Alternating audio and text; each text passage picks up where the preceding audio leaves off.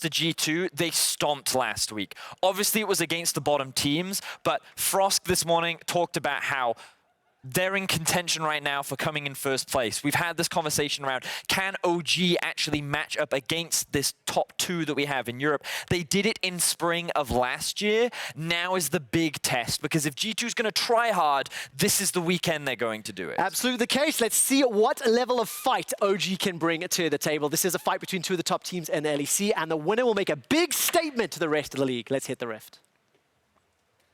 Thank you very much, Quick Shot. Origen versus G2 Esports. Don't give me that dirty look, Frosker. No, I'm very excited to be here. You should be.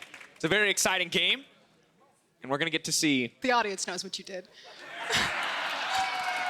There might have been a single slice of pizza. I might have hogged it. That doesn't make me a criminal. Okay.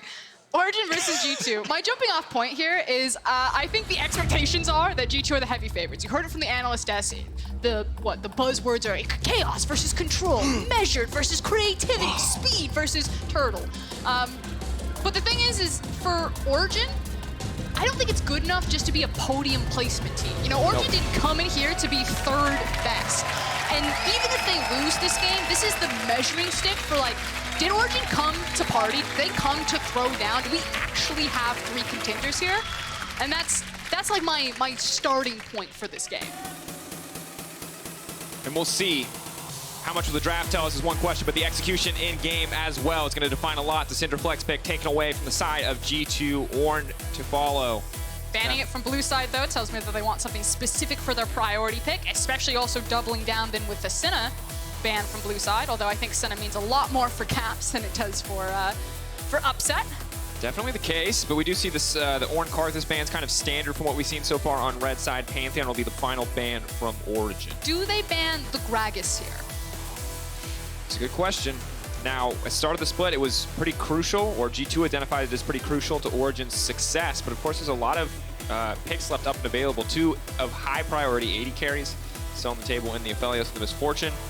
And it is going to be the Gragas. Well predicted for us. Okay, so that would assume that Aphelios would then be the pickup here. Now, the last time we saw Caps lose something like his Senna, he actually went for the Mage Talia bot lane. Now, Ezreal is being covered, and Ezreal is a very strong ADC. That said, it is also a flex pick. And I think more likely, because of what I've seen from Perkz talking on Twitter, that could potentially be a mid lane Ezreal. And I love this. The flexibility coming in from G2, something you always have to appreciate, something you always have to be incredibly frustrated with if you're going up against them when it comes to drafting.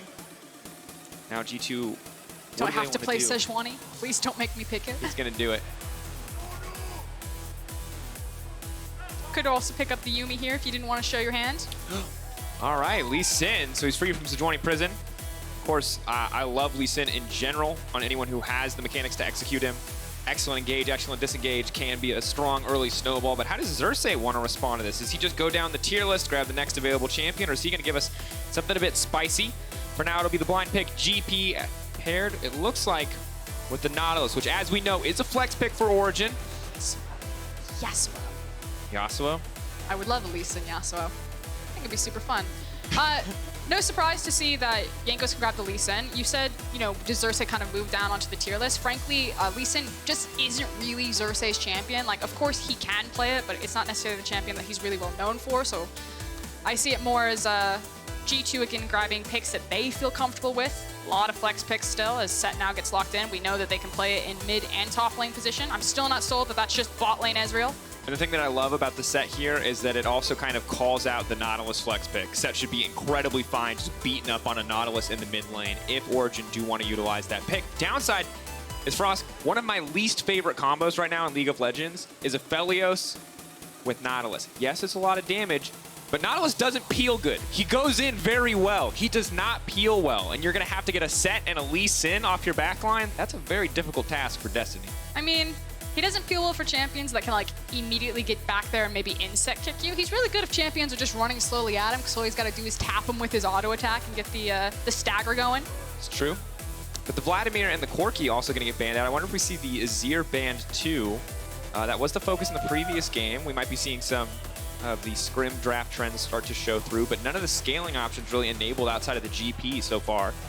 It's also just one of the champions that Nukeduck has been a bit more prevalent on when he gets his hands on Corki. I think he's one of our better Corki players in the league. With a little block now taken off. Yeah, and I think you can think back just even last year to a number of fantastic Nukeduck Corki performances. I'm not a big fan of Nukeduck on more of the tank-oriented champions like his Ornn and his Nautilus. Yeah, he does his job, but it's always just kind of a feels bad when you see someone like Nukeduck forced on tank duty. Also, just last week when it was Nukeduck playing into Syndra, they just didn't do anything with the pick. The Akali, though, banned away. Let's see what type of information we get from G2. They could just grab the Yuumi here, and that would pretty much tell us that it was going to be the Yuumi Ezreal bot lane. Maybe they grab another pick that we're not sure where anything's going. Braum. Ooh, taking the time on this one. It's going to be one of the two. But as you said, it gives away a lot of information, the support pick here. Braum, of course, still hides the nature of the Ezreal as a potential flex pick, whereas Yuumi, as you said, would just about 100% confirm it to the bottom lane. So trying to leverage that. But Zac coming in is a big deal. Now, Xerxe was historically a very big Zac player in the jungle. And the question is, how much of Origen's time has been spent trying to leverage this as a potential flex pick? This is an Orianna dream composition right now. You just hand that ball to Xerxe, you let him fly in. We're seeing so much wombo combo today. I like it. Execution, though, always becomes the name of the game when you see a composition like this. Of course, it's easy for all 5 champions just to push R at the same time, but you have to find the enemy team grouped. The last lock-in will be the Echo. So it looks like Perkz will take that into the mid lane, try to bully out the Orianna. Wunder will be left on that top lane island up against Alphari's GP. We've seen this matchup go both ways. Okay, taking a step back and looking at the composition, there's a lot of mid-game initial power spikes for G2's composition, whereas I think you don't get that same luxury with Origen. They are much more geared towards waiting for late-game scaling. That said, I still don't feel that Origen automatically get the scaling, because if Ezreal can survive, his damage output is ridiculous, but it is easier for Origen in hyper late game to outperform here. I'm really interested to see how Perkz is going to utilize the roam potential for Echo. When Echo has access to ultimate, when he gets his initial completed item, he skirmishes in the river exceptionally well. And when you have a Lee Sin tag behind you and you have a player like Perkz piloting him, who is so good at finding windows to roam, this pick can really start popping off. So my eyes are how Perkz is going to make this Echo shine. And how OG are going to find these engages on the opposite side, because it's not immobile champions. Everyone on this team has the dash, potential to move forward and find a way outside of the set. Execution, name of the game. And can bad boy Barney up in the top lane. Straight out of Wales, baby, let's go. Can he get it done on the GP? One of the strongest GP players in the league. Have to find out who's gonna come out on top. OG versus G2.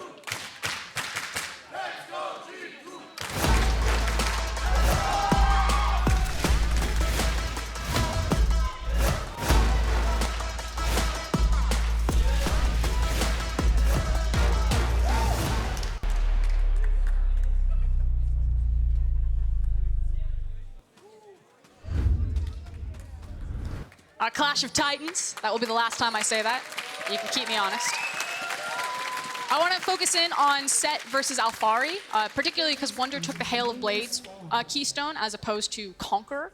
So when I was talking to Whippo about the GP versus Set matchup, his general opinion was, Set's broken.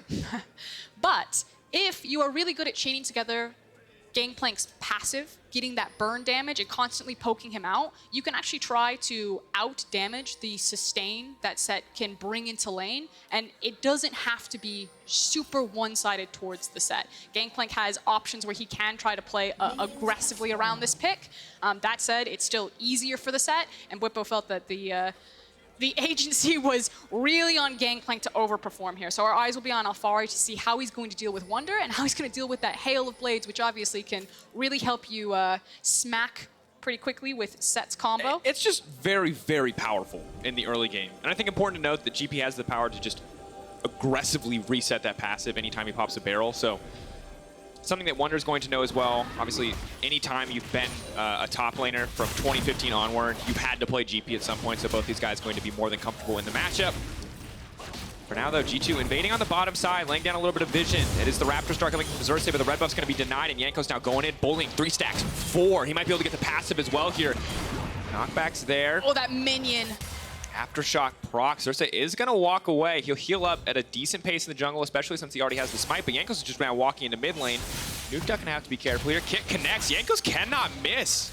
Chunking out the jungler, chunking out the mid lane. Incredible start for Jankos. And now you burn a paw off of the Orianna, so it's going to feel really good for Perkz to take very aggressive trades with his Electrocute. The fact that he has Corrupting Potion right there, and Jankos is not done. He is just destroying jumps Xerxe. over the wall, but the kick is there. Can he make it over the wall in time? Jankos. He thought about flashing. I saw his hand was hovering. And this is one of the reasons that we don't see so much Zach, as everyone talks about this, is, yeah, Zach's great at setting up ganks, but he can't duel for his life. This champion does not do anything in a one-on-one. And out the gate, G2 have thrown a wrench in everyone's plans, and it's so important when you slow down Xerxe, as now Caps still holding on to Flash, so using his Essence Reaver to disengage. I'm going to take over for play-by-play. That's fine. Slowly go back into my point. No one saw it. It is not your turn to speak. I will continue talking. Jankos throwing Xerxe out, I think, is so important because nothing really happens for Origen unless Xerxe is involved, which is why it was so critical early on when Xerxe kind of got figured out that Gragas was his big pick, and everyone's like, I know how to beat Origen. You just take away Gragas from him. And it's not just the Gragas pick, it's the fact that Xerxe is everything for the early game. He controls so much for them. Oh, Sonic Wave connects over the wall. How is he? It's targetable. That is a point-and-click ability for Jankos right now. Can we vac ban in League of Legends? Is that a thing? Call him out for aimbotting? I guess it'd be scripting. It's weak. Same. Workshop that one. Xerxe, though, this is a desperate move. OG trying to leverage their bot lane priority that's been built up by Destiny and Upset here to take away this blue buff. But that's the team's on the way. Mikyx just going to try for the cheeky steal here. Destiny can step forward to body block, but he hasn't done so quite yet. Q's going to go in. Smite will come out. Xerxe will still get to level 3. In the meantime, Jankos has taken every single camp. He's gotten 3 buffs. He won't be able to get both Scuttle Crabs, but still very far ahead, I believe. And unfortunately, it feels like the damage is done, especially particular top lane. Wunder has gotten the wave frozen on his side. You can see that Alphari has used his flash as well as his teleport. So Alphari has to be so careful right now. Jankos can smell it. Alphari knows it's coming. Phase breaker. The flash is already gone from Alphari. Jankos is trying to go really far around this vision because he suspects that this is warded. So he's going to wait for the hop over, and then go in for, yep. Alphari can step forward. We get the flash from Wunder to set up on the face breaker. This would be the time for it to miss, but Jankos simply cannot miss the pullback on the face breaker. Alphari now trying to run for his life. Trial by Fire has been procced. Alphari still running, ticking down. Red buff procced. One more auto. The shot back will not be enough, but now Spot Lane in trouble. That's Mikyx taken down 1-for-1 across the map. The G2 special comes in, they slam one side of the map, then you check the other side of the map and someone's randomly died at 2v2 as Destiny is upset. Get the better of that. Ooh, and the phase rush here is nice, allows Nukeduck to extend the trade, and now Xerxe gonna be unhappy about this one. Perkz gonna try to dash his way out to safety. He can't go back in. That's not enough, and OG now ahead in kills, 400 gold up. And this is the thing, you don't normally really think about Origen as a team to punish you in lane phase. It usually is through ganks, but that's now on the bottom side. Then we get a look at this. The classic fake the back. OG pushed the wave in, they let it reset, and they just sat in that bush till G2 stepped forward. Clean play, and Cass and Mikyx getting hit by one of the oldest tricks in the book. I guess the silver lining is that Mikyx held onto his flash. But yeah, super clean. I'm never sure if that's a good thing. And after someone dies, we're like, well, hey, at least he didn't flash. Yeah, glass half full. Yeah. As I was saying, though, you don't normally think about Origen as a team to really attack you in the lane phase. They usually kind of sit back, they prioritize the farm, and they don't necessarily push their advantages as hard as they do into early game, especially through killing champions. But when you have a team like G2 who want to fight you, Origen proving that they can hang with the best, and they will fight you. Save for this top lane. This feels real bad. Now, Alphari has to be careful here. Xerxe's on the way up. Now, the 2v2 should still go in the favor of G2, but they're going to spot Zach now. Are they still going to commit for the play? The knock up, the follow-up CC, the creep wave, a lot of things in favor of OG if they get the fight started on their terms, but a lot more difficult to execute. Once Zach goes in, he's not nearly as flexible as the Lee Sin. I do think that the CC would really matter, though. If Xerxe went in and he managed to lock Wunder and Jankos down, and Wunder didn't get good value out of his shield, then it could potentially still go in favor of Origen, especially over an extended fight. But as Wunder ticks over to 6, obviously you don't want to mess with that elbow drop. Giving him the respect he deserves. And interesting choices coming in here from Wunder. It looks like trying to extend the lead that he's built for himself by going for some aggressive early mastery choices and having Jankos support him on that side of the map. As he will go for the Cole there. But meanwhile, in the mid lane, I really thought this was going to be a hugely Echo-favored matchup. But this phase rush for Nukeduck just means that Perkz can't just zoom out every time he wins a trade. Nukeduck just keeps extending these trades to even them out. Here comes Xerxe trying to see if he can get that ultimate out of Perkz. Trade those. They're going to walk past on vision. Now they're going to know exactly where he is, but I don't think this bothers them too much.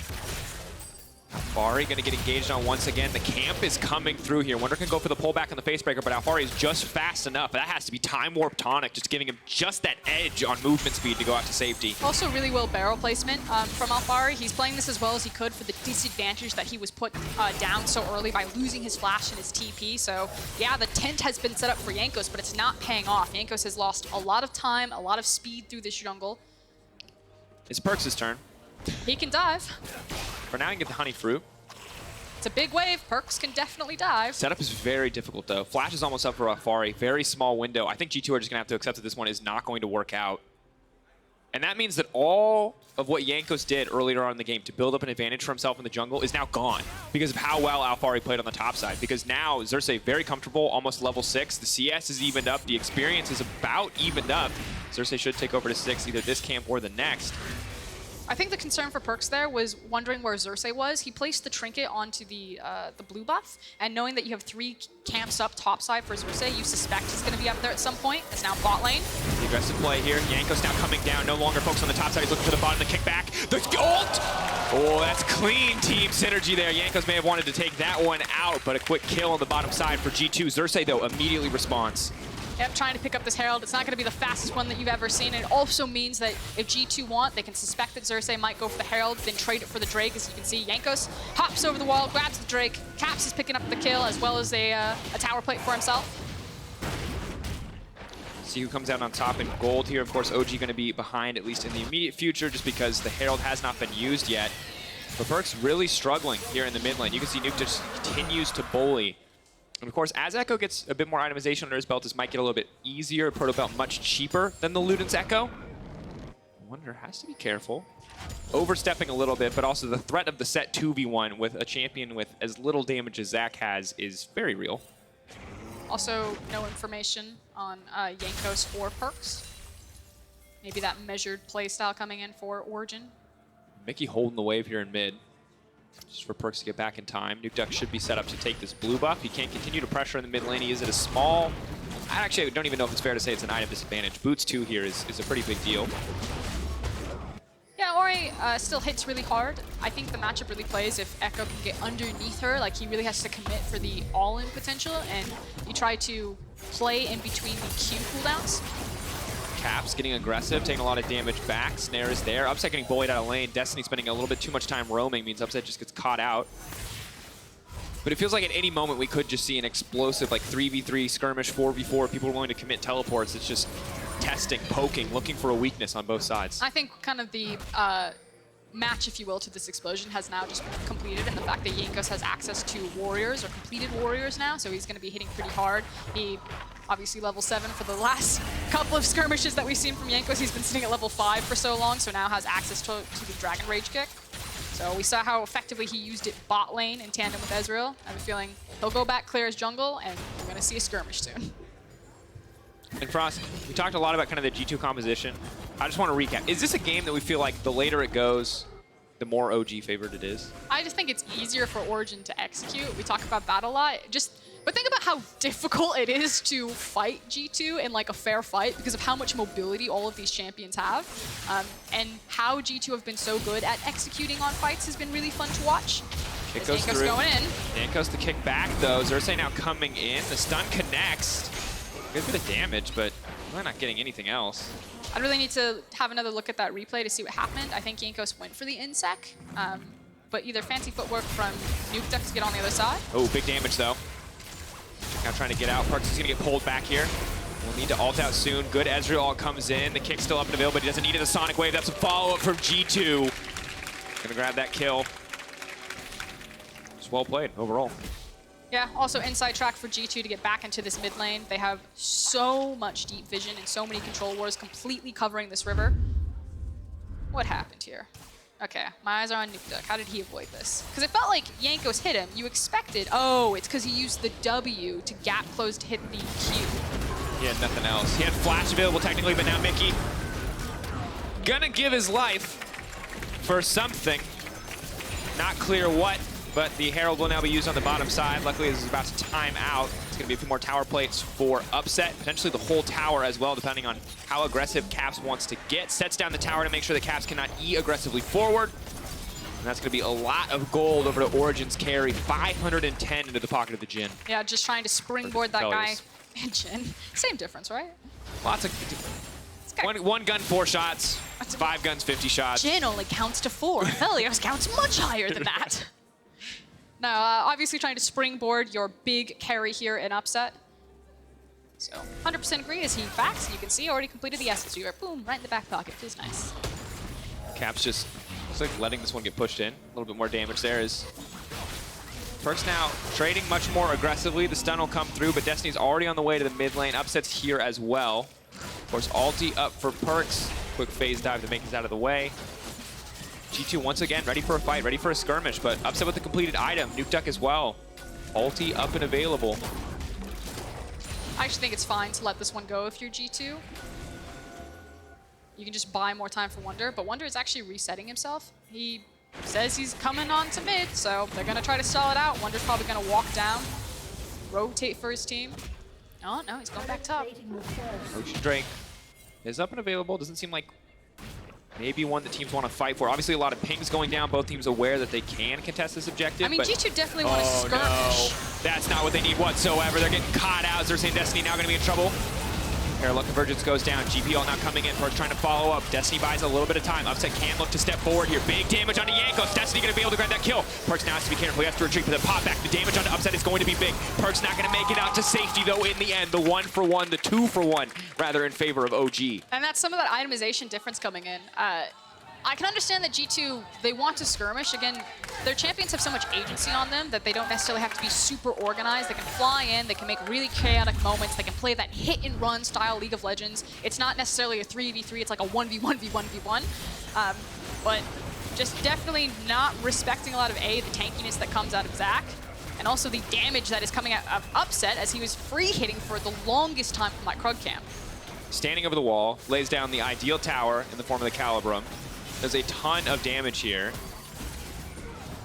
Very well played. And there's a few plays now where I feel like G2 are a bit too keen, you know? Bit too thirsty. Now they do get the Ocean Drake. Maybe that helps. I don't know.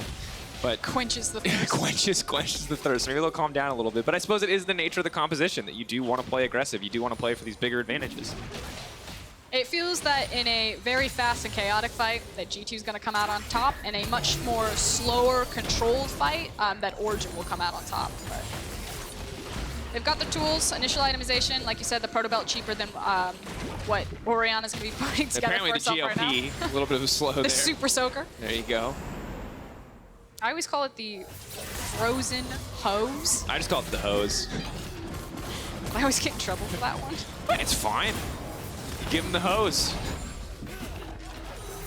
To be fair, Upset's Q on the Infernum also looks exactly the same. So, 2 hoses in the game. Alphari. Echo is one of those champions that you play in like those small trades. You run onto him, you push all your buttons, you wait for your short cooldowns, you rinse, repeat, and it's kind of like on the 3rd attempt that you go for the kill pressure there. So Alphari's like, I'm not even gonna play with this, just buy time. It's fine, you guys got Herald. Obviously, the part that most people miss about Echo's kit is that there is an execute on the passive of the W, Parallel Convergence. So if you do drop under a certain threshold, everything Echo does is just gonna start hitting you like a truck. Top lane, Nukeduck's getting a decent amount of farm, but G2 very focused on killing this tower. Sadly, second creep wave's gonna make sure it's big enough. Perkz doing enough damage to that one, but In the meantime, top lane tower breaking. Yeah, the issue is that Alphari's ultimate is just about to come off of cooldown. Obviously, if that had been available, you wouldn't have this severe of a trade where G2 are able to push in second tower because you would use the cannon barrage to eat up the wave. So I don't know if G2 purposely did it knowing that the cooldown was down, but found a really good window to secure a tower advantage in kind of this extended trade Rift Herald for bot tower. And you can see G2 giving a lot of respect to potential cross-map play for OG as Jankos just ran through mid lane on his way to top, just threatening. But OG still ahead in gold for now, 400 up, balanced out by the 2 Drakes on the side of G2. And remember, these are 2 teams tied at 9 and 3. If G2 wins, they'll be tied with Fnatic for the ultimate first place tiebreaker. If OG wins, it's a big middle finger to everyone hyped for that one, and they say, we belong on top, we're the captain now, which I think is also hype. Well, they ruined the script. Origen can have the last laugh. It's good, though. They can fall down with Misfits, tied for 3rd, or they can rise up. One of these teams is going to do it. One of these teams will be even with Fnatic at the end of the day. So at this point, Origen are completely fine to continue to farm. Naturally, you want to get more itemization into upset, so they just need to kind of protect him, keep him safe. If you find a pick, that's going to feel good, but this should be about protecting agent upset, funneling gold onto him. I love that ward, though, just outside of the control ward's vision. It's actually giving them so much vision that I don't even think OG know about. It's perfectly between 3 2 control wards. wards. There's 3 of them. Where's our circle? We had to turn it off. As we've learned, casters, when encountering technology, doesn't work. So we just take technology away. They're winning the war. Skynet, it's alive and well. Jankos, though, might have to be careful. I miss it, too. Just imagine the circles. We'd point out this beautiful trifecta of wards and that single ward. We'll get paint. We'll draw on the giant screen. There's a name for it. If you're at home, imagine it. Projector. Okay. I'm Perkz gonna form the word as projector. is going to have to teleport out. Oh. He's got 3 people running down at him. Luckily, no CC from the GP means it's totally fine. All right, gold about dead even now. I kind of wanted him to ult back. Yeah, that's my thing that I kind He of TP's miss. out, ults back. Ults back, goes for the all-in. What did we used to call it? The Echo relocation? Echo relocation. I like that. I never called it that, but that's an excellent name. And now we have, I think, the fishing for engages stage of the game. Both teams moving, running back and forth. Good news for OG is they just got a TP advantage just by committing those resources to the bottom side. They also think they have perfect vision control over Baron. Of course, that single ward is, when they look back at this replay, it just left. But when they look back at this replay, they're going to be upset by that. We will remember you fondly. So the teams are refusing to give up mid lane priority because this Drake is about to spawn. Now, it's not really the Drake that I think anyone cares about. It's Cloud Drake. It's really the fight. We know that G2 want to fight. It's an arena. Are feeling very confident as well. And we said we wanted to know if OG were coming for a fight. My question is, are they going to put on their brass knuckles and get in that pit? Are they going to stand back? Are they going to wait? They're going to place the Oriana ball on top of Xerxe, and they're going to make sure that they hit a viable target. I like that they're standing together right now. The engage could come through. OG, just pull the trigger. Nope, not for now. Xerxe can now try to look for the follow-up. Destiny's already been cut out. That's going to be a beautiful parallel convergence to lock down the stun. Alphari's forced to use the oranges a little bit early. Perkz locked up for now. Wants to get back. Snaps back into the team. Can now dash out to safety. The snare is there. Xerxe in the back line is getting nothing done. There's no follow-up. There's no damage here. Perkz using a bit more time. Cap's now retreating. Upset. All eyes on the 80 carry, but a big chunk of damage traded back. A messy exchange. But G2 get the Cloud Drake. However, OG have priority over the mid lane. Yeah, they've got a lot of members, and they have more health and a lot more mana to work with, so they got the wave pushing in. Yeah, they lost that Cloud Drake that you were talking about, but with Gangplank standing there and the threat of Oriana and Gangplank barrels, I think G2 have to respect this one. I might say Origen traded up. Breaking that mid lane tower, very important. I mean, Soul is the only concern at this point, and it's Cloud Soul. So nobody's that scared. Taking another look at this one, Destiny initially caught out, takes huge chunks of damage, and is basically just CC'd for the longest time. Barely gets off his ultimate before Perkz has to commit the flash to kill him, and like you called it, into the team fight. Xerxe dives onto the back line. I guess maybe you can say he's zoning, but there's no follow-up. He immediately dies, and then you don't have your big tanks. Luckily, though, Upset and Nukeduck push the rest of G2 off, is now Alphari. But now G2 are angry, knocked back to the wall. Alphari's going to be in trouble. He's going to be taken out in an instant. It does give access, though, for OG to go straight to the Baron if they want to. They'll be down a man, but for a small opening. They will not have to deal with the Lee Sin or the set. Just doesn't really seem like an Origin kind of play. Yeah. Especially when you're sitting purple-white as your Aphelios itemization to just immediately Oh no. snap, pull the Upset's trigger. been baited. I don't think the kick was used. Jankos gonna step forward. Perkz though has to go right back, but that's the Echo ult now gone. Upset half health. I think he has Legend Bloodline. It's usually what he takes, so he can, in theory, heal up here. Should be noted that Wunder was also looking for a very deep flank there, and these towers being down for G2 is giving them so much access where they push this way forward. Alphari is constantly having to check it. We've heard on the analyst desk how Origen refused to give up waves. You are seeing a bit of sharing is caring between Nukeduck and Upset. Nukeduck like, it's fine, I'll play the utility Orianna, cost-effective build. Yeah, Nukeduck, the TP back to mid lane, I think was a clear commitment to protecting that. I'd look back at that one. I wasn't exactly sure what the logic is there, but it does mean that they're not giving up their mid lane tower. And it's an advantage that they hold over G2, as now we see the QSS coming in from Upset. It's going to make these fights even harder for G2 to execute on. And Upset has been Captain Jack-esque with these QSSs, has his own highlight reel of just this spring split with how well he's been able to do with that. So we said slower team fights would favor Origen. It's an easier composition to execute. I prefer the scaling options here. And it gets that much easier when you have the QSS to any of the incoming potential CC, possibly from Perkz. Here's the thing about playing against G2, though, is it feels like Upset and OG are completely in the driver's seat, but Perkz is still taking something on the side lane. They never give up anything for free as your ult comes out just to clear the wave. Of course, Dragon's 2 minutes away. Baron is alive and well. We may end up in a situation where teams choose to trade those objectives, but I feel like we're gearing up for a big fight in the next few minutes. I mean, it's obviously advantageous for G2 to not look for the big 5v5. We've talked about the clear potential Wombo combo from Origen. I think ideally, if G2 can play a 1-4 or a 1-3-1, depending on where they're at with their itemization with Echo and Wunder, and feel confident about the lane assignments. Oh, big hook though. Mikyx gonna try to disengage for the entire team. Ult's gonna take him out to safety. But now the follow-up's there. Perkz now trying to go in. The knockback is there as well. Alphari throwing in the cannon barrage. That's going to be big damage. Wunder knocking back.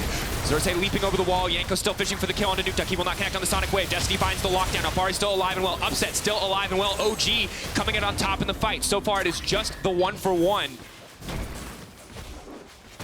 Who were we fighting over there? Was it the Wolf Camp? Was it the Ward? Mikyx got caught, and I guess G2 thought this is our time to shine. So it was Mikyx. They're like, not today. And Mikyx does make it out. He had made it out before they committed all their cooldowns, but we can look. Okay, You can judge for yourself the logic here. Okay. It's clearing out, but they're just sitting there waiting in a bush. Origen were stacked thinking that they could make the pick. That's what happened. But I still feel that G2 don't necessarily have to dogpile into this, that they could just play lane assignments, 1-3-1. Ooh. And if Jankos hits that Sonic Wave, I think the fight is actually just over. I think Nukeduck dies. G2 gets the cleanup, but still trading blow for blow. 7-7 in kills. Gold is dead even. In this game, living up to all the hype and expectations. Only difference are these Drakes. G2 they refuse to give an inch. They will not give you anything. You have to work for everything from this team. Yeah, they're not a fan. So scrappy, as that's a very deep teleport. And here comes Perkz through the back line. Watch Upset. How long is the flank going to take? Slow comes in from the hose. Perkz on the backside. Parallel convergence is going to be big. Upset caught in the middle. Locked in. Stunned, but the QSS is beautiful. He gets the kick out, and now he's safe. Upset now has to get out. Going away. Ulti comes in. Big damage. Oh, no! Shockwave misses. He didn't know where the ball is attached. Nukeduck throws that one away. Jankos now on the front line. He's going to get two. Zach now going down. It's going to be the third kill for G2, and a single moment of misexecution costs OG everything. Cloud Soul for G2. Priority on the Baron. 30-second death timers on Xerxe and Nukeduck. That was a disaster. And at the top, it is literally the tiniest moments. Like you said, a split second, a single mis-execution there that possibly cost Origen everything in this game. It was tied. It was so close. Gold's still close. It was a close fight, but this Baron is going to change everything. Upset alive and well. Cannon Alphari Barrage also available. They just saw parallel convergence used. They can step forward. The TP now being used as well. Cannon Barrage just to dissuade this from happening, but the set is going to be a big problem. Just body blocking them from entering the pit. Facebreaker comes in. Good damage. Maybe OG can take the following fight. Destiny moving forward. All eyes on Upset. If Upset goes down, this fight will not work. Continues to go in. Multiple members of G2 leaping over the wall. Wunder's going to be sacrificed here. Pulled back. Good damage comes in. G2 can turn the fight. Donked down! Are you serious? Now G2 are the ones on the hunt. Moving in. Upset taken out. G2 prey on Origen's beliefs. They thought they had won the fight. They thought they were the ones hunting G2, but you are not locked in here with OG. I forgot that one. I absolutely botched that one. It is you are locked in here with me. He is the pink boss, Jankos. And he slammed him. Thank you. You're welcome. It's not the best moment to botch a call. It's a weird day. Okay, that was super hype. Very cool. It kind of goes back to my belief that like G2 can play whatever they want. And when they play a bunch of hippity-hoppity, bouncing around champions, fun to watch in team fights. And you love to see it. Big ulti into big set ulti. Into, well, now G2 are firmly in control of the game. It is only a 2K gold difference. There's always the potential for OG, of course. But the question is now, how do G2 use this advantage? Do they just move out into 1-3-1? Looks like the answer is yeah. Okay, Origen, we need to see it. I want to see the Wombo combo at least once this game. It virtually cost them the game because it lost them the Drake access as well as this Baron, but there is still time. I believe. Potential's there. No Infernum, though. You're not going to get the true Wombo combo with Upset, but still, he could be the one to set it up. Jankos just moving in on the side. And now, Perkz trying to go toe-to-toe with Alphari. Of course, the ulti cooldown for Echo very low at this point in the game now that he's at level 16. Jankos will not get locked up here. Jankos obviously so confident on this Lee Sin with the mobility, constantly looking for flanks, seeing if he can find someone in the backline. Yeah, do not be fooled. Ezreal, not just a mid-game champion, he scales very well. Especially to a champion with absolutely no armor at this stage of the game. Felios uses the ult. No one wants to go in, though. Now Upset's going to be in trouble if there's any follow-up on the parallel convergence. It will not be there. So they're waiting for Nukeduck. Nukeduck had to reset, obviously took a really big chunk. He's now refreshed. His flash is just about to come up, and now that he's grouped up with the team, this is going to be Origen's window where they look to 5v5, which is why G2, again, trying to get all these waves to crash at the same time, making Origen choose what call is going to happen. Perkz now running into mid lane. Just threatening, just forcing them back a little bit. Upset trying to clear the waves. Xerxe now channeling the leap in. Where's it going to go? The pressure is on, Origen. You do not have time to catch your breath here. Perkz now backing off. They know he has no ult. He's just going to zoom out of that one. Rest of G2 moving to the bottom side. They're just splitting up. They're not giving OG the dream situation that they want. OG really do just get one shot at this. That Orianna ult goes wide. It is not going to be the fight that they need. The game will turn against them. Xerxe goes forward, gets pulled back by the Facebreaker, denied access for now. That's going to be the Orianna used. Before even Wunder gets to use the shield, he's taken down. But a single member dropping there as the mid lane tower is traded for Wunder's life. Origen do manage to hold on to all of their inhibitors. So silver lining there as they're now hunting. They still have Destiny's ult, I believe, to play with. Yep. Elder's going to have to be where they plant their feet. Cannot afford to give that one up. Perkz not 100% winning out on these trades on the side lane, but with Elder, he definitely will.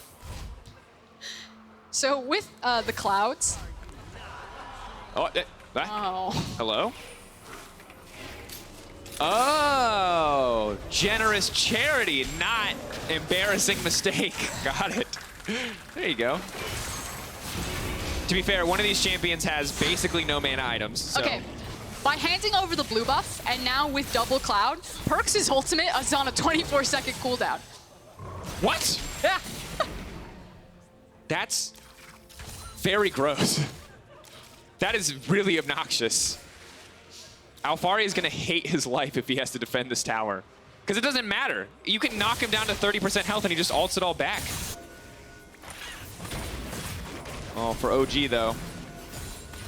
I mean, the dream is not dead. It's a 4K gold lead. Yes, it's a soul, but it's Cloud Soul. It's not the biggest deal. What do you mean? We just talked about how Echo has a 24-second... Echo, but like, Echo can have a 24-second ult cooldown, or everyone can just never die from Ocean Soul. So you know.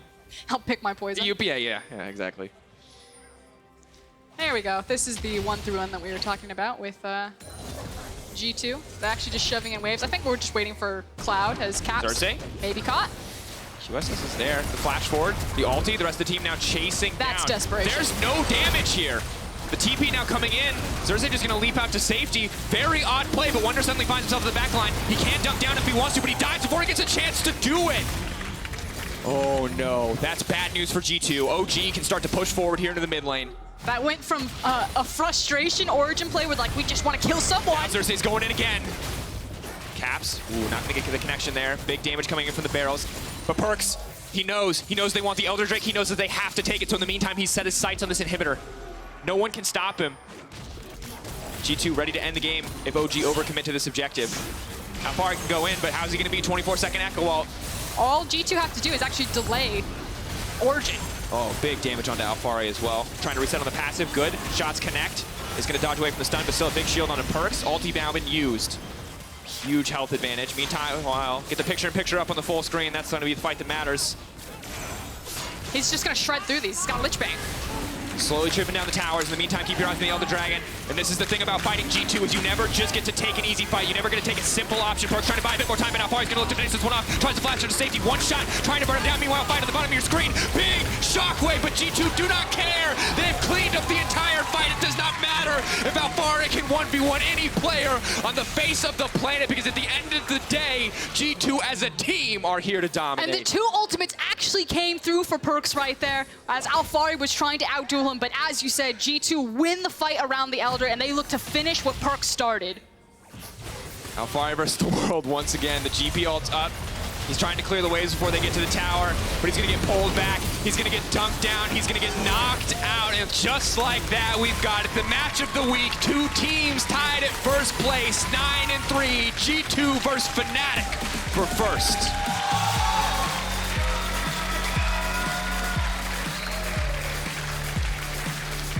I've already read the script, Jankos. It had to be. Bit of a crazy game, though, nonetheless.